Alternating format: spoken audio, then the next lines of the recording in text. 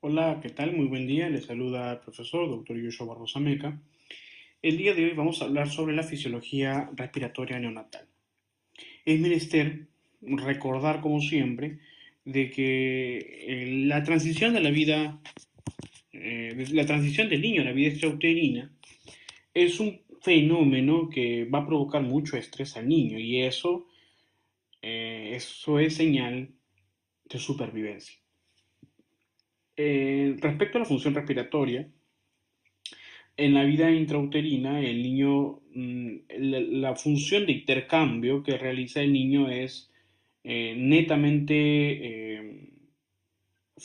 vamos a decirlo así, netamente de ensayo. El niño realiza movimientos torácicos, toracorrespiratorios, pero sin intercambio de oxígeno. Y ese movimiento que realiza es para poder ejercitar en este caso a los músculos de la respiración, ejercitar el movimiento respiratorio. Entonces, el niño en el ambiente intrauterino, dentro del vientre materno, realiza ejercicios o simula movimientos respiratorios en donde en realidad entra y sale líquido amniótico. Bien, cuando hablemos de respiración, tenemos que tener en cuenta que la principal función de la respiración es el intercambio gaseoso. Y el intercambio gaseoso va a permitir dos cosas principales. Uno es suministrar el oxígeno tanto a la sangre para que pueda llegar a los tejidos, lo cual se conoce como perfusión, o para extraer el CO2 de esta sangre y poder expulsarla a través de la respiración. Entonces, el intercambio gaseoso va a permitir el movimiento continuo, la movilidad continua de la difusión de gases o elementos que son ya sea que van a aportar o van a favorecer al metabolismo, como en este caso el oxígeno, o que son netamente desechos, como el CO2 y otros gases que pueden expulsarse durante cada ventilación. El intercambio gaseoso tiene tres fases esenciales. La primera fase, que es la fase de ventilación, que es el flujo de entrada y salida del aire por los alvéolos.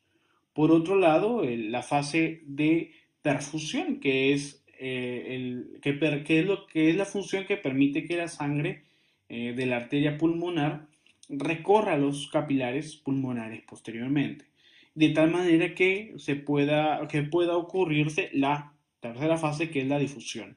Y la difusión permite el traslado, movimiento del oxígeno y CO2 que pasan desde los alvéolos pulmonares hacia la sangre y viceversa, ¿no? Cuando se habla de ventilación o de intercambio, en este caso de CO2 y de oxígeno, recordemos de que el oxígeno difunde desde el alvéolo hacia la sangre, hacia el capilar y luego a través de la circulación retornará hacia el corazón y del corazón en las cavidades izquierdas a través del callado aórtico y de la aorta descendente llegarán al resto de los tejidos, ¿no? Sin embargo, el CO2 tiene otra ruta. El CO2 que regresa del corazón, difunde en este caso, hacia el pulmón y llega nuevamente hacia el alveolo para poder salir del pulmón a través de la ventilación. Entonces, el CO2 se expulsa del cuerpo, mientras que el oxígeno, como ya sabemos, ingresa hacia los tejidos. Tenemos que tener en cuenta la función del pulmón en este punto del intercambio gaseoso, ya que muchos consideramos al pulmón como un elemento de la ventilación de intercambio, y eso es falso. El pulmón cumple un rol pasivo dentro de la respiración, y este rol pasivo está determinada por la capacidad de elasticidad del pulmón, tanto para el estiramiento como para la retracción de esto. Entonces, el pulmón aporta con la fuerza o la resistencia para oponerse al estiramiento o para oponerse a la retracción. Y esto es solamente generado por un movimiento activo, por un proceso activo, que es el movimiento de la caja torácica, la utilización de los músculos inspiratorios o la elasticidad misma de las unidades alveolares que, como les menciono, forman el elemento activo de la respiración. Y este elemento activo me va a permitir contrarrestar la fuerza a la que se opone el pulmón, en este caso, que es evitar su retracción o su estiramiento. Entonces, para que ocurra la ventilación, para que ocurra el intercambio gaseoso, para que ocurra el movimiento respiratorio, la capacidad de expansión de la caja torácica y de la utilización de los músculos respiratorios, es decir, el trabajo que ejerce los músculos respiratorios, tiene que ser mayor a la capacidad del pulmón de estirarse o de retraerse para que pueda ocurrir esta, ¿no? Para que el pulmón siga manejando, siga manteniendo su rol pasivo dentro de la respiración. Aquí hay un punto que quiero resaltar respecto a lo que siempre hablamos dentro de nuestros temas de estos cursos, a las perlas, ¿no? Las perlas en este caso, las perlas del tema. Vamos a hablar sobre una perla. El hecho de que los alveolos no sean esféricos en su totalidad y además de que la pared de uno de los alvéolos sea la pared del adyacente, evita el colapso, ¿no? Entonces, existen diferentes mecanismos, no solamente bioquímicos o biológicos estructurales o de compuestos moleculares como es el surfactante, sino también existen elementos físicos, mecánicos e inherentes al ser humano, como en este caso la conformación o estructura o geometría del alveolo, ¿no? Entonces el alveolo de por sí va a evitar el colapso alveolar por su figura geométrica y además por la forma en cómo se ordena respecto a los otros alveolos, ¿no? Sin embargo, esta característica, esta cualidad de los alveolos no es suficiente para poder evitar el colapso, ¿no? Es solamente un factor más que se agrega a la disminución de la tensión superficial generada por el surfactante. Entonces, por otro lado, cuando hablamos de mecánica ventilatoria, hablamos de los cambios de volumen de aire que se producen a través del cambio de presiones generadas por la acción de los músculos respiratorios. Y, y eso es importante saber que los músculos respiratorios son los elementos activos de la respiración. Y en este caso menciono de que son los músculos respiratorios que permiten tanto la expansión del tórax como su retracción o su elasticidad, que se conoce como reposo, y estos mismos van a generar el movimiento del pulmón, tanto de estiramiento como de retracción. Entonces el pulmón, reitero, forma un elemento pasivo dentro de la respiración. Ahora, este cambio de presiones va a permitir o va a determinar la inhalación, en este caso la ganancia de oxígeno dentro de las cavidades o la pérdida de este a través de la expulsión del oxígeno a través de estas cavidades. En este caso, cuando aumenta la presión negativa, se da la inspiración, ¿no? Entonces, para que ocurra inspiración tiene que haber una fuerza de estiramiento y el pulmón se llena de aire. Pero para que haya la expiración tiene que haber una fuerza que va a permitir la relajación y esa relajación expulsa de manera pasiva el aire. Y esa fuerza es generada por una fuerza positiva, es decir, contraria a la fuerza que generó este gasto energético, ¿no? Bien, eh, entonces, ¿qué determina el hecho de que el músculo actúe como elemento activo de la respiración? El conjunto de músculos de la respiración intentan vencer las fuerzas elásticas del pulmón, que actúa como resorte. Este pulmón se opone a las fuerzas de estiramiento y se opone a las fuerzas de retracción, y por eso le mencioné la importancia que tiene el hecho de que el pulmón tenga disculpen, la capacidad de retracción o de estiramiento de la caja torácica de los músculos respiratorios sean mayores que la capacidad de elasticidad o estiramiento y la capacidad de retracción del pulmón, ¿no? Del pulmón en sí, ¿no? Y esto determina muchos aspectos clínicos. Por ejemplo, cómo yo sé que el niño tiene afecciones de la musculatura o tiene afecciones netamente pulmonares estructurales que me están evidenciando un inadecuado intercambio respiratorio. ¿En qué tipo de afecciones voy a encontrar alteraciones, ya sea netamente de los músculos respiratorios y por ende disminución de la capacidad de elasticidad del pulmón? O todo lo contrario, ¿en qué aspectos clínicos, en qué patologías voy a encontrar alteraciones de la capacidad de elasticidad del pulmón que provocan deficiencia respecto a la capacidad de elasticidad de la caja torácica, ¿no? Entonces, cuando hay afectación del pulmón o cuando hay afectación de la caja torácica, el pulmón se ve inhabilitado siempre para poder estirarse y llenarse de aire, en este caso a través de sus elementos o de sus estructuras principales como son los alvéolos. Entonces, sea cual sea la patología, el pulmón siempre va a perder. Lo digo así. ¿En qué sentido? Es de que el pulmón va a tener siempre, va a ser vulnerado o vulnerable a perder siempre su capacidad de estiramiento, ya sea que este mismo sea afectado o que los elementos que permiten su movimiento se vean afectados. ¿Y esto por qué? Porque el pulmón es un elemento pasivo.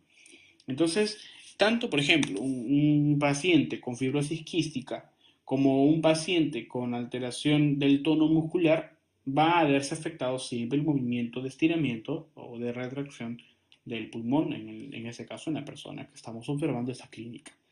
Y eso, como le mencioné, es muy importante al momento de determinar el diagnóstico, porque mediante la capacidad de observación o eh, mediante mi capacidad de poder encontrar o hallar la etiología de la insuficiencia respiratoria, yo podré determinar y saber cuál va a ser mi actuación, ¿no?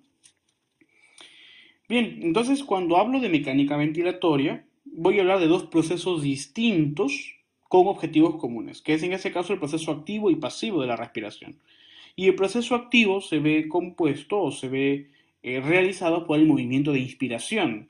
Y el movimiento de inspiración se considera un proceso activo porque va a generar la utilización de energía, va a generar la utilización de ciertos elementos musculares y de capacidad o de la capacidad de vencimiento, es decir, la utilización de trabajo, el trabajo de ciertas estructuras que van a tener que vencer a las fuerzas elásticas de otras. Y en sí, el movimiento mecánica respiratoria, mecánica ventilatoria, está basada en el trabajo de ciertas estructuras para vencer el trabajo de otras, ¿no? Recordemos hasta aquí que la elasticidad del pulmón va a depender de su estructura, va a depender de su tensión superficial, va a depender de su geometría para poder estirarse, ¿no? Entonces aquí viene la ley de Laplace. Cuando nosotros desconocemos cómo se da el proceso de intercambio gaseoso a través de los elementos que permiten ese intercambio, se nos hace más complicado hallar una etiología del problema del paciente. ¿Y esto por qué? Porque si yo no sé que en un recién nacido de determinada edad gestacional los alvéolos van a tener tal radio y va a ocurrir tal presión, no voy a poder determinar el flujo, ¿no? El flujo ventilatorio. Ahora, la capacidad del recién nacido para la ventilación se va a ver influenciada por los diversos elementos que median este intercambio gaseoso, ¿no? En este caso, por ejemplo, obedecemos aquí a la ley de Laplace. La presión intraalveolar es directamente proporcional a la tensión superficial. ¿Esto qué significa? Que a mayor presión intraalveolar, mayor tensión superficial. Y esta presión intraalveolar es generada por la fuerza que va a generar el niño para vencer la fuerza de estiramiento del pulmón y del contenido alveolar, ¿no? En ese caso, sale de la cavidad uterina, sale de la madre, se desprende de la madre, lo primero que realiza es un llenado inspiratorio, ¿no? Es un llenado de volumen, un llenado de aire que permite el aumento del volumen de aire dentro de los alveolos, que a su vez se encuentran ocupados por líquido. Este líquido es líquido amniótico que al momento en que entra aire se va a expulsar, ese aire se va a expulsar y va a ser, va a ser influenciado a través también de la primera expiración. Entonces el niño inspira y expira fuertemente para expulsar el aire, disculpen, para expulsar la mayor cantidad de agua posible y poder luego manejar o continuar con la ventilación. Es un cambio brusco, es un cambio muy brusco que permite la expulsión de líquido. Y esta presión intraalveolar al principio es mínima. ¿Por qué? Porque no ocupa una, un volumen total dentro del alveolo. ¿Y esto por qué? Mencionaba, la presión intraalveolar es menor porque hay un menor volumen dentro de ese espacio. Ahora, es inversamente proporcional al radio del alveolo. La presión intraalveolar es inversamente proporcional al radio del alveolo y es directamente proporcional a la tensión superficial. Eso quiere decir de que a mayor presión intraalveolar, menor volumen del radio del alveolo. Cuando hay menos volumen o espacio que queda en el alveolo, va a aumentar la tensión superficial y por ende la presión intraalveolar. Eso sucede mucho en los recién nacidos. Independientemente de la secreción de surfactante, el recién nacido va a tener una mayor presión intraalveolar y por ende el flujo se va a ver alterado, ¿no? Porque va a haber menos flujo ventilatorio. Por eso que el niño necesita hacer respiraciones rápidas, poco profundas, para poder contrarrestar la necesidad de ventilación. Y esto sucede porque el recién nacido prematuro tiene un menor radio alveolar, el recién nacido prematuro tiene por ende una mayor tensión superficial y tiene por ende una mayor presión intraalveolar. ¿Qué ayuda a contrarrestar estos efectos, estos fenómenos? El surfactante, ¿no? El surfactante actuaría disminuyendo la tensión superficial a expensas o independientemente de un radio alveolar, ¿no? Un radio disminuido alveolar, porque el recién nacido prematuro va a mantener su radio, una radio bastante disminuida respecto a un recién nacido a término. Pero conforme se evite el colapso alveolar a través de este aumento exagerado de la tensión superficial en el alveolo, va a permitirse mayor trabajo respiratorio, mayor mejora y por ende maduración, ¿no? Una maduración necesaria para la continuación de la ventilación. Ahora, es muy importante que destaquemos aquí algo. En el recién nacido prematuro, a pesar de que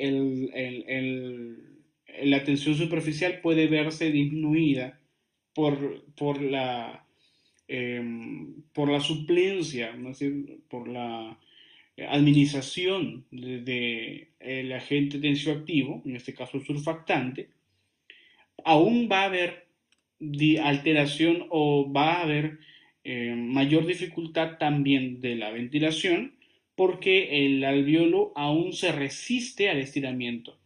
A diferencia de un recién nacido a término, el recién nacido prematuro tiene mayor resistencia de estiramiento porque su organismo todavía es inmaduro, ¿no? A menor volumen del alveolo también entonces se da mayor resistencia, ¿no? Bien, respecto al movimiento respiratorio, es muy importante que destaquemos aquí que el movimiento respiratorio se da en función de la elasticidad respiratoria. Y esta elasticidad respiratoria es la capacidad que tiene el sistema respiratorio para poder estirar y contraer.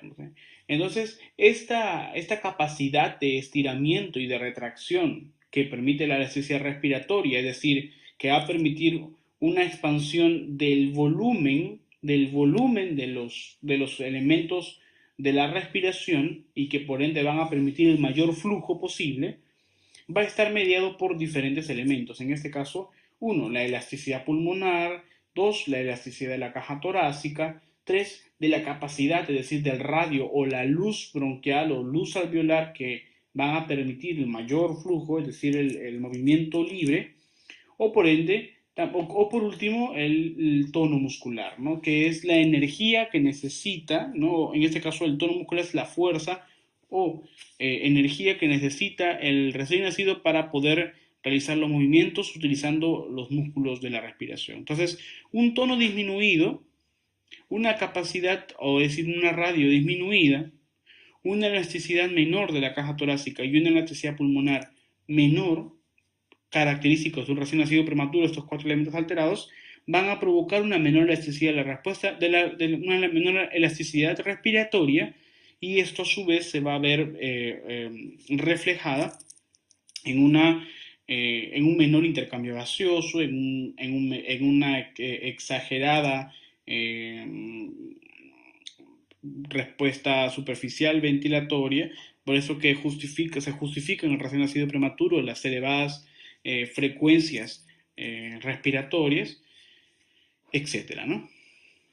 Por otro lado, la compliancia es un elemento que me va a permitir valorar la capacidad en este caso del recién nacido, a resistirse al colapso.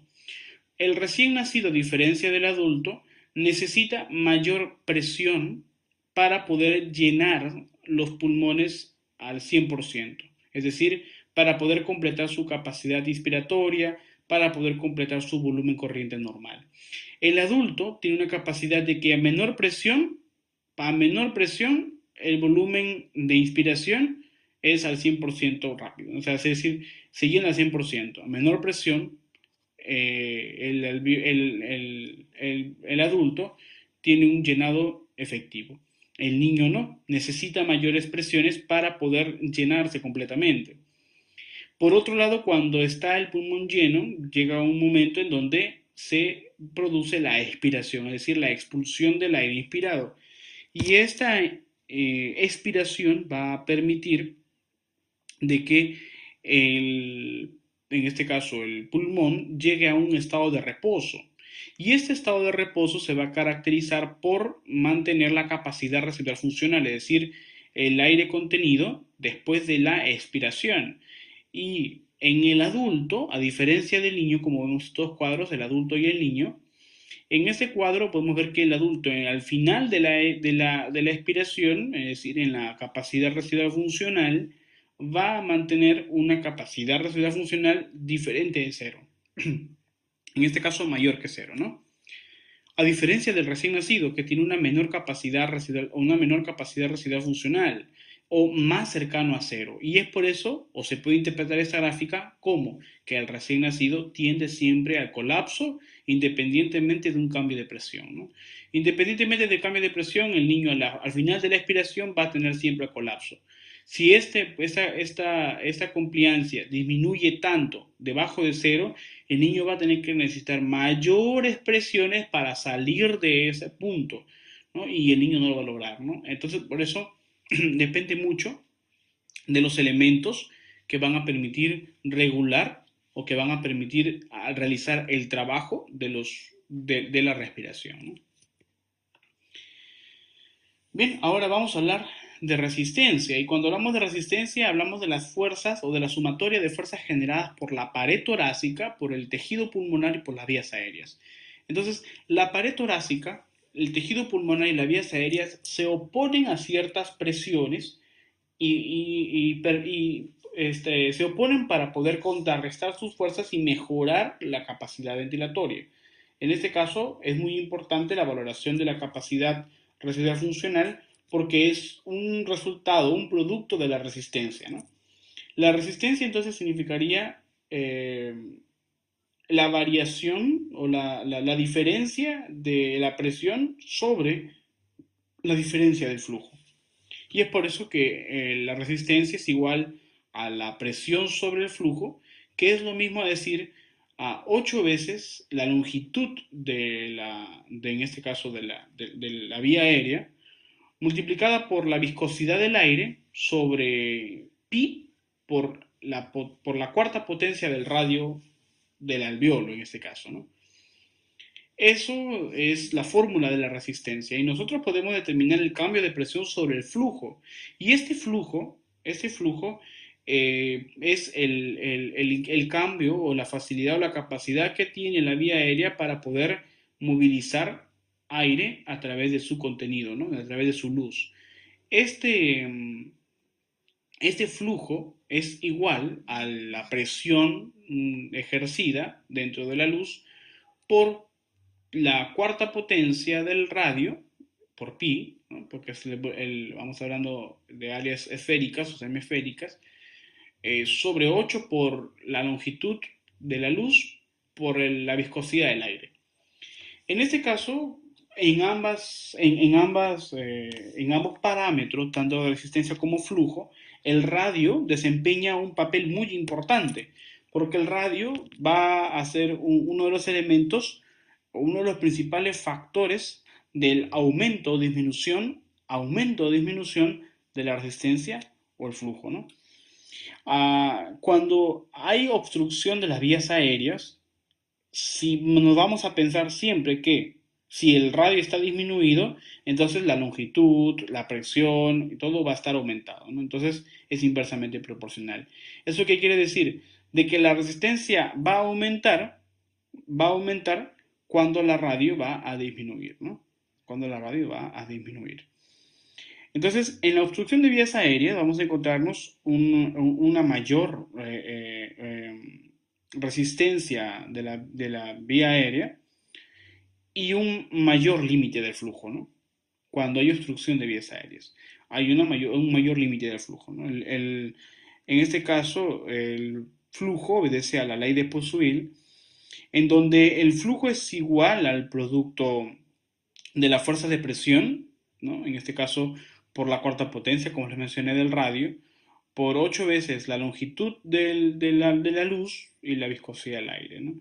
Entonces, en una obstrucción de vía aérea, independientemente de la causa, va a estar aumentada la resistencia y va a estar aumentada el flujo, ¿no? Entonces el flujo va a ser más difícil.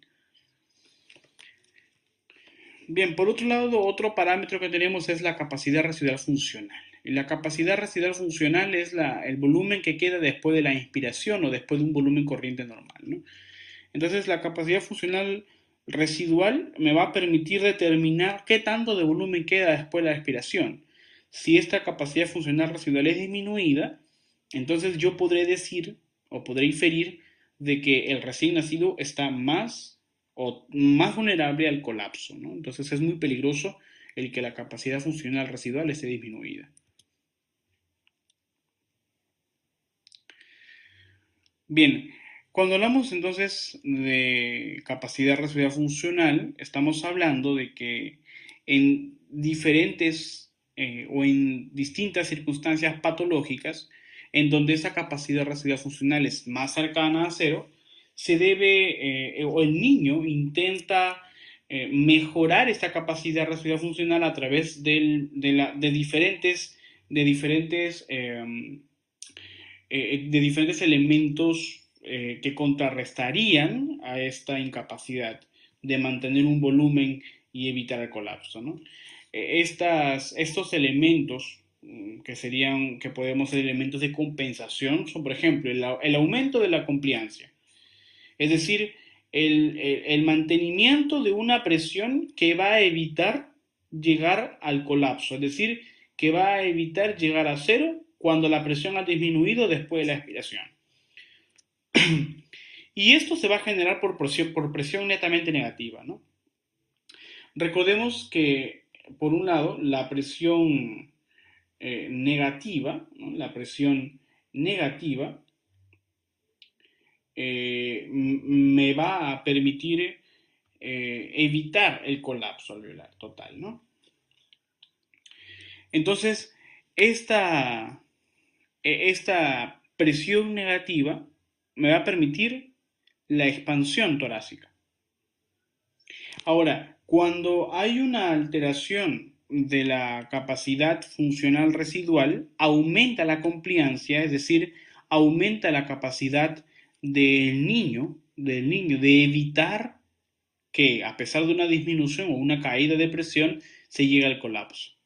Y como les mencioné, esta caída de presión que intenta evitar que llegue a cero, que por ende llegará al colapso, se da a través del mantenimiento de una presión negativa. Y esta presión negativa se mantiene porque ocurre un fenómeno en el cual se resiste la vía respiratoria, o en este caso en su conjunto, se resiste a un total estiramiento, una total retracción, disculpen, que evita el colapso, ¿no? Y este reflejo de distensión final, al final de la expiración, se conoce como reflejo de Erin-Breuer, ¿no? El reflejo de Erin-Breuer me va a permitir evitar el colapso a través del mantenimiento de una presión negativa al final de la expiración. Recordemos de que la presión negativa me va a permitir la inspiración, ¿no? Entonces el tener aire en cierto punto al final de la expiración evita el colapso. Por otro lado, la presión positiva es la presión que permite la expulsión del aire, ¿no?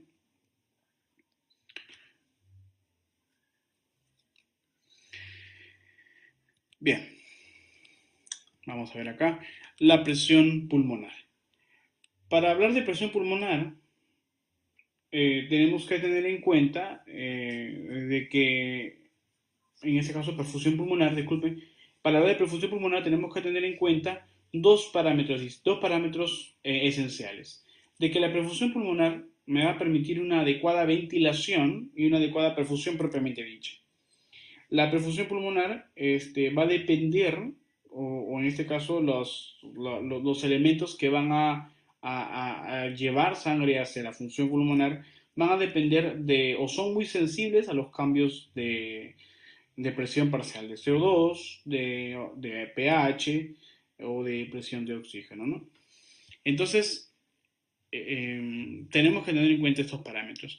Por otro lado, la difusión, como les mencioné hace un momento, la difusión es muy importante para determinar el grado o la capacidad de intercambio de los gases entre el alveolo y la sangre, por la cual difunden o en este caso dos gases principales, que es el oxígeno y el CO2. El coeficiente de difusión del oxígeno es de 1 respecto a 21 del CO2.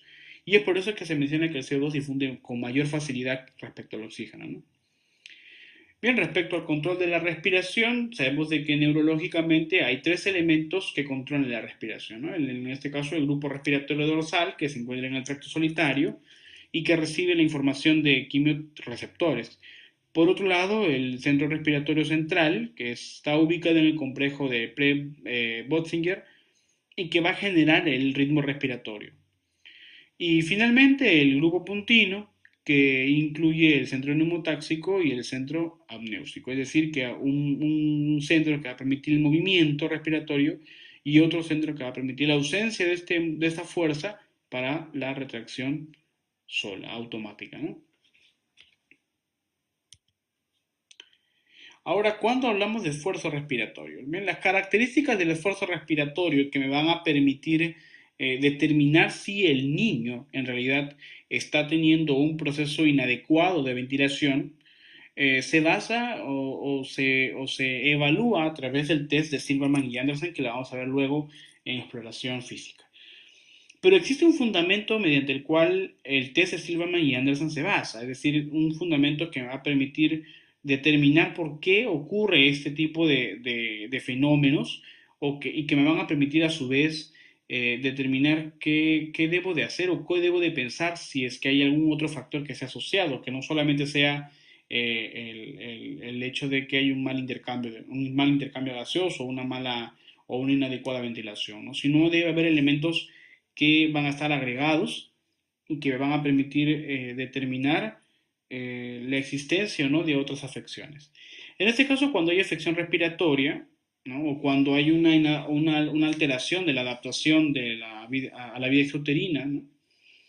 Por ejemplo, que puede expresarse con una disminución del radio, puede evidenciarse una disminución del radio bronquial, una disminución de la permeabilidad ¿no? Hay mayor secreción o menor capacidad para expulsar las secreciones y aumento de la constricción, ¿no? Puede haber un proceso trágico o un proceso de estrés, de sumo estrés al momento del nacimiento y hay constricción de las vías aéreas. Esto va a provocar que el niño aumente la fuerza inspiratoria para poder suplir esa necesidad. Y esta función de aumento de la fuerza inspiratoria que ocurre siempre en el recién nacido permite la utilización o se permite por la utilización de músculos respiratorios. En este caso, músculos de la inspiración, el esternocleidomastoideo, los intercostales, etcétera, ¿no? Entonces, estas alteraciones que provocan el aumento de la fuerza inspiratoria y que a su vez generan la utilización de los músculos respiratorios, va a generar dos características hasta aquí esenciales al momento de utilizar el test de Silverman y Anderson, que en este caso es el quejido inspiratorio y el aleteo nasal, ¿no? Entonces, el quejido inspiratorio se produce por una constricción de la luz, y el aleteo nasal se produce por una fuerza que se opone a través de los cartílagos nasales, a través también de la piel, del orificio nasal, se produce durante la inspiración. Y esto es porque se necesita una mayor fuerza, ¿no? Entonces el niño genera mucha fuerza para inspirar y eso provoca un quejido inspiratorio y un aleteo nasal. Por otro lado, el objetivo de esta utilización de estos músculos respiratorios que provocan quejido y aleteo nasal es evitar el colapso, ¿no? Entonces, el niño, al realizar ese quejido respiratorio o al realizar ese aleteo nasal, retrasa en sí el proceso inspiratorio y por ende evita el colapso, ¿no? Y a su vez, cuando realiza este quejido respiratorio, disminuye el tiempo de expiración, ¿no? ¿Y por qué disminuye el tiempo de expiración? Porque hay disminución también del volumen inspirado, entonces no va a haber un adecuado volumen de expiración. Y aquí es donde actúa entonces el proceso expiratorio. Una vez que el niño termina la inspiración corta, por un proceso de constricción, ¿no? Y un proceso de, ¿no? Lo que se dice como que vamos a decir como quejido, o sea, de un quejido, el niño no inspira bien. Si hay un aleteo nasal, el niño no inspira bien. Entonces significa que el niño va a respirar con tanta fuerza, pero en un volumen muy corto. Y termina la inspiración y se genera la expiración. Entonces, si el niño inspira menos volúmenes, la expiración también va a ser con menos volúmenes. Hasta aquí, hasta aquí, en el momento total de la expiración, el niño expiró todo, pero se va a generar pronto el mecanismo de distensión o de reflejo de distensión de Erin-Brewer, ¿no? Entonces este reflejo va a provocar el momento final de la expiración y en la generación de una nueva fase inspiratoria una retracción sifoidea. Entonces, si vemos los movimientos sincrónicos en la evaluación del Silverman y Anderson, vamos a ver que primero se observa un quejido inspiratorio y un aleteo nasal y posteriormente una retracción sifoidea. Y eso sucede en el mismo orden en que se da la inspiración y la expiración, ¿no? Esta retracción sifoidea, entonces les dije que está generada por un proceso final después de la expiración y antes de la nueva fase inspiratoria, producto de una distensión de los músculos inspiratorios, es decir, que evitan el colapso alveolar. Entonces, ¿qué voy a observar hasta aquí en el esfuerzo respiratorio? Según el test de Siebenbeek-Andersen, así como otros elementos, una disminución de la capacidad residual, eso va a haber, de por sí va a haber, ¿no? El niño no tiene una adecuada ventilación, no tiene una adecuada expiración, entonces la capacidad residual funcional va a verse disminuida porque disminuye el volumen corriente, ¿no? Va a haber una menor permeabilidad, definitivamente, porque si hay constricción, hay menos permeabilidad y hay un aumento del esfuerzo, ¿no? Y este esfuerzo se va a ver pronto disminuido por la utilización de energía, ¿no? En este caso, la energía que fue dada por la madre en forma de glucosa y que el niño utilizó y que ahora se le va a ver más afectada si es que este niño o si no se actúa sobre él, ¿no? No se actúa rápido, ¿no? Entonces, mediante estos tres elementos que voy a observar en el momento que yo realizo mi examen físico, voy a encontrar respecto a la función o a la fisiología del niño, voy a encontrar un niño taquipneico, voy a encontrar un niño con disminución de la saturación de oxígeno y voy a encontrar un niño cianótico, ¿no?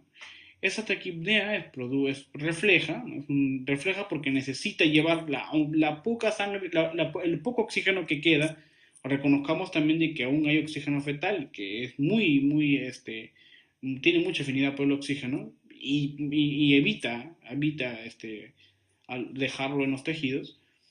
Esta hemoglobina fetal además de la disminución o de la incapacidad ventilatoria y además de sus elevados niveles de hemoglobina al nacer, pueden provocar taquipnea, ¿no? Para poder llevar la mayor cantidad de sangre hacia los tejidos, ¿no? Aunque un poco inservible, pero es un acto de compensación, ¿no?